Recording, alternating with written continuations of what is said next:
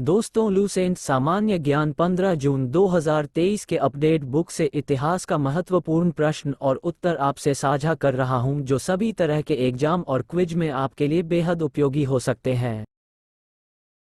जिनका page number 16 है।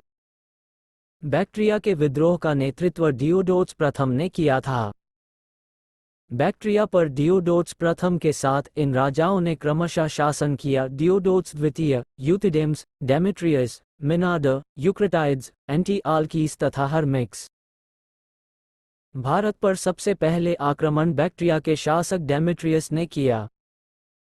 इसने 190 बीसी में भारत पर आक्रमण कर अफगानिस्तान, पंजाब एवं सिंध के बहुत बड़े भाग पर अधिकार कर लिया। इसने शाकल को अपनी राजधानी बनाई। इसे ही हिंद यूनानी या बैक्ट्रियाई यूनानी कहा गया। हिंद यूनानी शासकों में सबसे अधिक विख्यात मिनाडर 165-145 बीसी हुआ। इसकी राजधानी शाकल, आधुनिक सियालकोट, शिक्षा का प्रमुख केंद्र था। मिनाडर ने नागसेन, नागार्जुन से बौद्ध धर्म की दीक्षा ली। मिनाडर के प्रश्न एवं नागसेन द्वारा दिए गए उत्तर एक पुस्तक के रूप में संग्रहीत हैं, जिसका नाम मिलिंदपन्हो अर्थात मिलिंद के प्रश्न या मिलिंद प्रश्न है। हिंद यूनानी भारत के पहले शासक हुए जिनके जारी किए सिक्कों के बारे में निश्चित रूप से कहा जा सकता है कि सिक्के किन किन राजाओं के हैं। भारत में सबसे पहले हिंद यूनानियों ने ही सोने के सिक्के जारी किए। हिंद यूनानी शासकों ने भारत के पश्चिमोत्तर सीमा प्रांत में यूनान की प्राचीन कला चलाई, जिसे हेलेनिस्टिक आर्ट कहते हैं। भारत में गंधार कला इसका उत्तम उदाहरण है। नोट: यूनानियों ने पर्दे का प्रचलन आरंभ कर भारतीय नाट्यकला के विकास में योगदान किया। चूंकि पर्दा यूनानियों की देन था, इसलिए वह यवनिका के नाम से प्रसिद्ध हुआ। 18 शक। यूनानियों के बाद शक आए। शकों की 5 शाखाएं थीं और हर शाखा की राजधानी भारत और अफगानिस्तान में अलग अलग भागों में थी। पहली शाखा ने अफगानिस्तान, दूसरी शाखा ने पंजाब, राजधानी तक्षशिला, तीसरी शाखा ने मथुरा, चौथी शाखा ने पश्चिमी भारत एवं पांचवी शाखा ने ऊपरी दक्कन पर प्रभुत्व स्थापित किया। प्रथम शक राजा मौर्य था। शक मूलतः मध्य एशिया के निवासी थे और चरागाह की खोज में भारत आए। 58 ईसा पूर्व में उज्जैन के एक स्थानीय राजा ने शकों को पराजित करके बाहर खदेड़ दिया और विक्रमादित्य की उपाधि धारण की। शकों पर विजय के उपलक्ष्य में 58 ईसा पूर्व से एक नया संवत विक्रम संवत के नाम से प्रारंभ हुआ। उसी समय से विक्रमादित्य एक लोकप्रिय उपाधि बन गई, जिसकी संख्या भारतीय इतिहास में 14 तक पहुंच गई। गुप्त सम्राट चंद्रगुप्त द्वितीय सबसे अधिक विख्यात विक्रमादित्य था। शकों की अन्य शाखाओं की तुलना में पश्चिम भारत में प्रभुत्व स्थापित करने वाली शाखा ने सबसे लंबे अरसे तक शासन किया। गुजरात में चल रहे समुद्री व्यापार से यह शाखा काफी लाभान्वित हुई और भारी संख्या में चांदी के सिक्के जारी किए। शकों का सबसे प्रतापी शासक रुद्रदामन प्रथम था, जिसका शासन 130 से 150 ईस्वी गुजरात के बड़े भाग पर था। इसने काठियावाड़ की अर्धशुष्क सुदर्शन झील मौर्यों द्वारा निर्मित का जीर्णोद्धार किया। रुद्रदामन संस्कृत का बड़ा प्रेमी था। उसने ही सबसे पहले विशुद्ध संस्कृत भाषा में लंबा अभिलेख, गिरनार अभिलेख, जारी किया। इसके पहले के सभी अभिलेख प्राकृत भाषा में रचित थे। भारत में शक राजा अपने को क्षत्रप कहते थे। पार्थियाई या पहल्लव। पश्चिमोत्तर भारत में शकों के आधिपत्य के बाद पार्थियाई लोगों का आधिपत्य हुआ। सबसे प्रसिद्ध पार्थियाई राजा गोंडोफनीर्स था। इसी के शासनकाल में सेंट थॉमस ईसाई धर्म का प्रचार करने के लिए भारत आया था।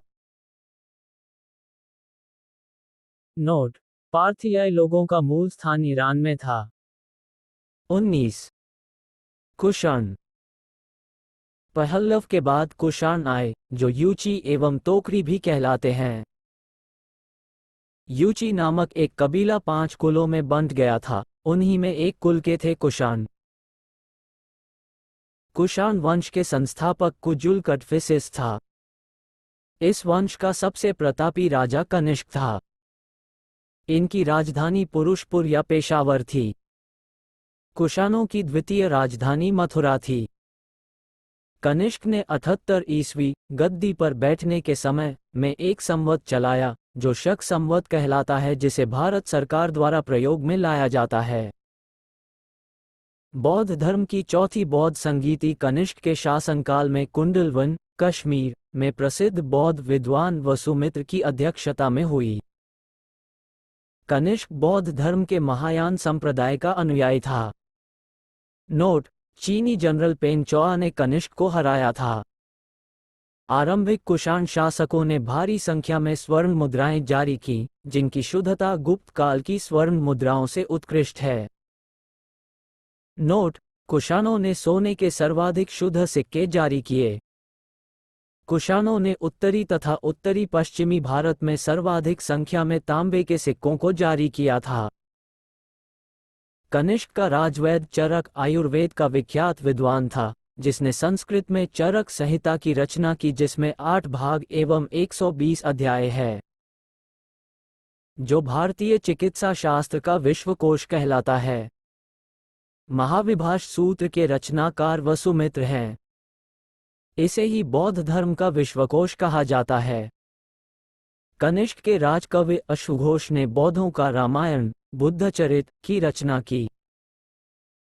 वसुमित्र, पार्शव, नागार्जुन, महाचेत और संगृक्ष भी कनिष्क के दरबार की विभूति थे। भारत का आइंस्टीन नागार्जुन को कहा जाता है। इनकी पुस्तक माध्यमिक सूत्र, इसमें नागार्जुन ने सापेक्षता का सिद्धांत दिया है। कनिष्क की मृत्यु 102 ईस्वी में हो गई। कुषाण वंश का अंतिम शासक वासुदेव था। नोट: कुषाण राजा देवपुत्र कहलाते थे। यह उपाधि कुषाणों ने चीनियों से ली। गांधार शैली एवं मथुरा शैली का विकास कनिष्क के शासनकाल में हुआ था। मथुरा संग्रहालय में कुषाणकालीन मूर्तियों का संग्रह अधिक मात्रा में है। गंधार कला के लिए तक्षशिला प्रसिद्ध है। रेशम मार्ग पर नियंत्रण रखने वाले शासकों में सबसे प्रसिद्ध कुषाण थे। कुषाण साम्राज्य में मार्गों पर सुरक्षा का प्रबंध था। रेशम मार्ग का आरंभ कनिष्क ने कराया था। नोट: 1. रेशम बनाने की तकनीक का आविष्कार सबसे पहले चीन में हुआ था। 2. मथुरा शाटक नामक विशेष प्रकार के वस्त्र का निर्माण केंद्र था। कुषाण काल में सबसे अधिक विकास वास्तुकला के क्षेत्र में हुआ था। इसी काल में बुद्ध की खड़ी प्रतिमा का निर्माण हुआ।